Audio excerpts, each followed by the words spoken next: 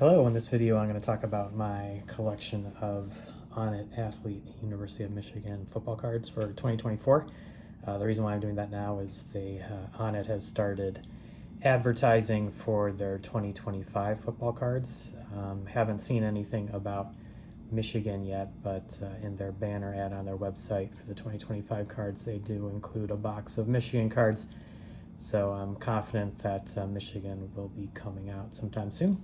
So now's a good time to take a look through my collection of 2024 cards, talk about them a little bit. I'll also talk about what I paid to put this collection together, and talk a little bit about how I'm going to approach collecting the 2025 cards.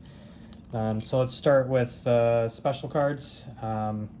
After Michigan defeated Ohio State in Columbus 13-10, they did put out some special game cards, a blue one and a white one. These are both series out of $499. They were selling them if you bought a pack of cards right after the game, you'd get one of them, so I did pick up the blue one there. The white one I bought off of eBay, paid about a total of around $20 when you factor in all the shipping and everything. Other cards here are, I am a subscriber to their Timeless collection, so that comes out about once a month and is supposed to come with a Timeless card each month. There have been 2 months where they haven't included Timeless cards, and one time they put in an autograph card, one time they put in a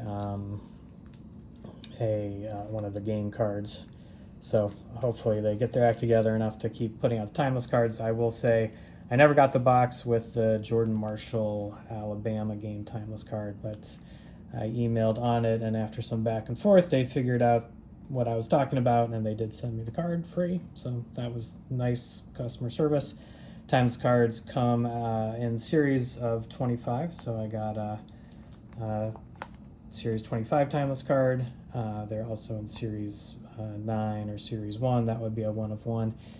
I've seen the series 9 on eBay, but haven't seen series 1 at all. Other thing I'll note on the Timeless cards is they did have first 3 of them were a holographic. They seem to stop doing that after there. Also, you get some basketball as well. Now we'll talk about the autograph cards. I was fortunate enough to pull a Series 9 card of Davis Warren out of a boss break. I'll talk about that a little bit later when I talk about how I put this collection together, but this is an awesome card. They've got, this is the Swoosh series. There's also Series 9 of Smoke and Fire. Like those cards, think they all look good. They usually go on eBay, probably at least 50. You see the better star players going for 90. 100, 150 or more. There's the sort of players that they want to highlight on autograph cards. They did give them a holographic sheen, so that's pretty cool. Better players, star players, you're seeing go for $50, $75, $100. I ended up picking up Mason Graham, Will Johnson, bidding on them on eBay. Not expecting to get them, but I did, so we'll take a look at what it cost to put my collection together, see what those cost me. Other players, I mostly pulled these out of different sets. Brooks Barr I met in person one time in Barcelona before he started school in Michigan, so I was excited to see his card come up on eBay and snap that up. They also have, the base cards are blue, the parallel cards are maize. They do have parallel autograph cards. I don't have any of those. Would probably like to pick one up to complete my collection at some point. Here are the blackout cards. Blackout cards look really sharp. They've got like the smoke effect. The black is a nice matte black. They're coming either with silver or gold or black on black. Seems like the rarest are the black on black. Love these cards. Probably my favorite design of all the stuff they put together, except for maybe the Series 1 cards. They did have these, I guess you call them drop cards, and the black series boxes that they put out around end of November, where they're introducing the blackout cards. They also have these, I guess you'd call them whiteout cards. There's a Series 99 there. I've seen on eBay a Series 25, so just sort of the regular ones are silver, 99's gold. It looked like the Series 25 was kind of a rainbow effect. Other things I would say about these type of inserts is, in addition to the Series 9, there are Series 1 cards. Again, I think they come in swoosh, smoke, and fire. So those cards, several $100s on eBay. Would love to pull one at some point. I don't think I would ever spend the money that would take to get a Series 1 card, but they certainly are cool. Here are the inserts that were showing up right from the beginning. So you got what they call their Icon series. The Icon is, they have the regular card, and they also come in a holographic parallel. I've got all of them except for the Colston Loveland Hollow. You know, that would probably set me back $10-ish on eBay. Might try to complete that. Here are the College Colors cards. These are fun looking cards. They did indicate in their list of cards that there would be a holographic parallel, but I never pulled one. However, in the last timeless subscription box, they had College Colors as flip cards, and it turns out that they have a matte version. So these are regular shiny versions. It looks like their parallel version is a matte. So haven't seen anyone figure that out on eBay. Haven't seen them for sale. These are the sticker series. They come in holographic parallels as well. It's pretty cool. I've got all these cards except for the Kalel Mullings holographic parallel. I've never seen it for sale on eBay. I don't know if it's rare or just no one's put it up, but that's missing from my collection.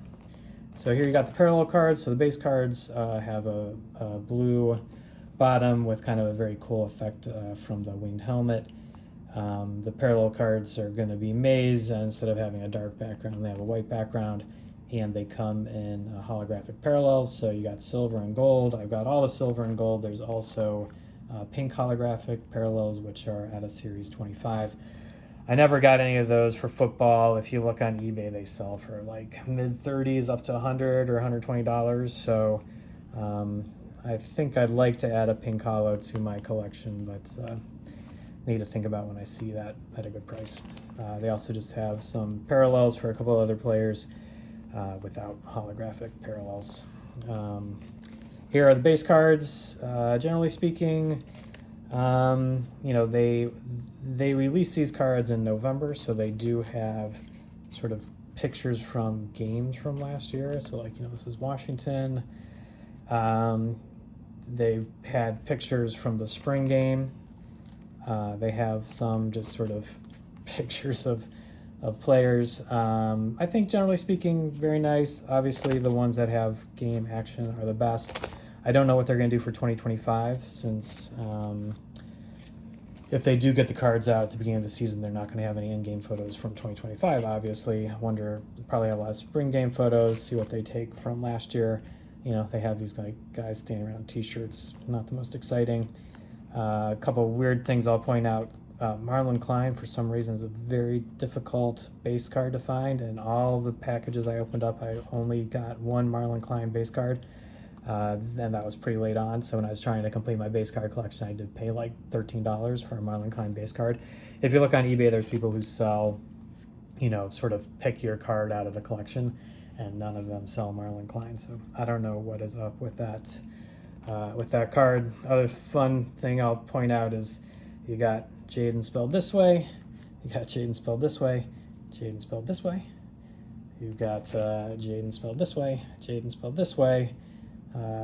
Pretty fun to see all the different Jadens. So these are the base cards. I have put together a second set of base cards that I'm going to try selling on eBay. Hopefully can get, you know, $70-ish or so. What am I missing? I'm missing City Limits cards. So it seems like those came out pretty late. The City Limits look similar to the College Colors. They have the stadium on them. Looks like they're hollow sheens on them. They've been put up on eBay for probably, some people snagged them for $40 to $50. Some people paid $100. So that's another one that I got to think about whether I want to put some money into getting a City Limits card in my collection at some point. I would like to do that. So let's talk about what it took for me to put this collection together. I'm the type of person who likes to track things on spreadsheets. So you can bear with me as we take a look. What did I buy from ONIT directly? I got 4 platinum boxes, a couple single packs. At the time of subscription, since that's about half football, half basketball, I sort of credited 50% of the cost, which is $300 for the year, to football. I got a Black Series box, and I got another single pack when I was trying to pick up that game card. So all in, shipping and tax, paid about $570 to ONIT. Like I said, I'm doing this because it's fun to collect, and it's also a fun way to support NIL and get the players paid. So instead of sending $1,000 to Champion Circle, I figured I would spend $1,000 on cards and support the players that way. So this is what I spent directly, about $570 to ONIT. And then on eBay, I bought a bunch of autograph cards. There's my Marlon Klein base card, cost me $12. There was like the Blackout Black on Donovan Edwards. Just kind of completing my collection. Rod Moore sticker hollow, $4. Kenneth Grant icon hollow, $5. So when I looked and could pick up cards for not too much and not too much shipping to put in my collection, I did that. The boss breaks were a lot of fun. So on eBay, you'd bid on a boss break where they're opening up cards from ONIT that is like a special type of box that has high-end cards, and you are bidding on getting all the cards from a certain team out of a box that they open. So I paid $82 for 2 boxes, so about $40 per box there, and then $45 for another box. This is where I did pick up that Davis Warren Series 9 card. So it's also fun. They do the breaks live on eBay live. I had a good time interacting with the guy. There's a chat box where you can talk with the guy who's opened up the cards. It was fun. I would definitely do it again. Got a couple of, these are the autos where I thought I was bidding low on Mason Graham and Will Johnson at 62 and 71, and somehow I won those auctions, so I picked up cards there. There's my Brooks bar for $16.50. These base cards I bought so I could complete a second base card set and then hopefully put on sale. So total, after spending list price about $600 with shipping and tax, that went up to $732. So I spent about $1,300 all told on the collection. And then I do sell the cards on eBay so I can kind of offset that price. Early on, I was putting up lots, which I was trying to attract people to, and I had some decent success selling them for about 10 or $12 for a lot of 15 or 20 cards. I put up a base card lot that had almost all the base cards, was probably missing about 10, and someone actually picked it up for $75. Put together around the draft time, like a Mason Graham lot and a Will Johnson lot of a bunch of different base cards and insert cards, and sold those for not too much. But I just figure this is a way that these are duplicate cards that I have. I might as well make some money off of them, kind of offset what I've been spending on the cards. So far I've sold about $170 worth. The buyers pay shipping and tax, so they've paid about $210. And out of this like $167 list price after eBay takes their fees, I've ended up with about $135. So it offsets things a little bit, makes it a little easier. My observation would be, if you calculate based on what my list price was for all the cards, I kept about 80% of that cost. With the big thing that I'm paying for are the eBay fees. A couple of the cards I would use eBay promotions. They kind of make the cards appear at the top of the list if you're searching for a certain thing. I don't know if it's worthwhile or not, but certainly at a certain point I just kind of want to move cards, so I'll pay that fee. If you take a look at what the buyers are paying at 100%, I get about 65% of what they pay total, because they're paying shipping and tax as well. So if you take a look at that, I'm netting out at about $1,167. I have still a bunch of things that I'd like to sell on eBay. I think I would be fortunate to sell another $100 to $150. So maybe I get this down to $1,000. So if I think about how I want to approach 2025. I've got my timeless subscription still, so I'll continue to get cards through that. I think one different approach is I bought 4 platinum boxes right at the beginning, right when the cards were released, and it seems like they will release insert cards sort of over time. Like the city limit cards didn't show up until April, I don't think. Blackout cards didn't show up until after they released the Black Series, which was sort of a Black Friday type of event, so it would have been late November. Like that College Colors matte card only came out now. It seems like when you take a look at eBay, a lot of autograph cards showed up sort of later on. The Series 9 cards showed up later on, meaning like March, February, March time frame. The Series 1 cards that you saw on eBay showed up around that time too. So it feels to me like they are sort of release the inserts over time. So with that in mind, I will probably spread out my purchase of platinum boxes. I'll have the timeless subscription, which gets me a box every month, but that's only about half football. The other half's basketball.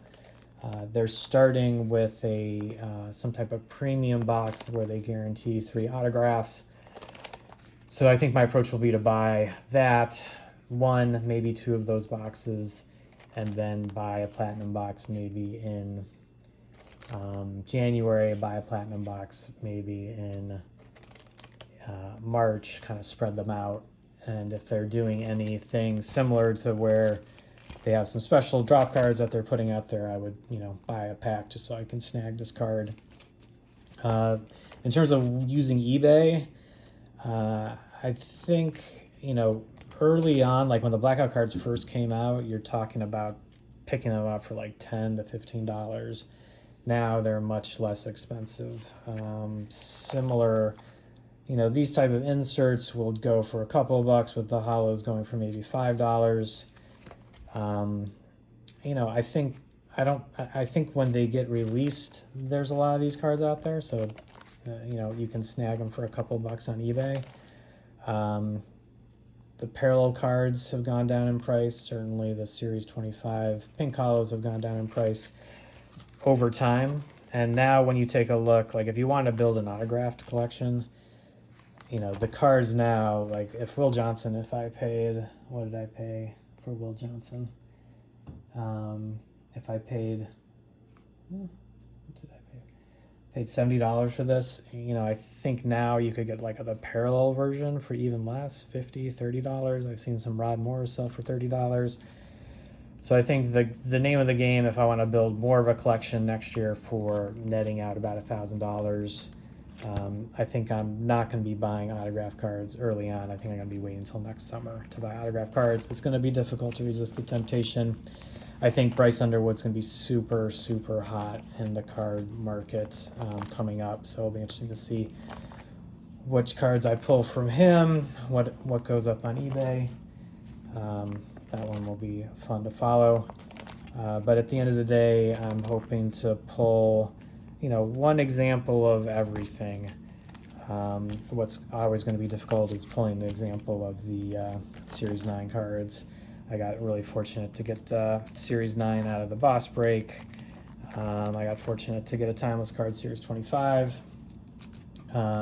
So some of it's luck in order to get everything in the collection. I think the other part is patience, to kind of know that I'm building it over the course of a year instead of trying to put it all together in the first month or two that the cards are released and then filling gaps in over the next couple months.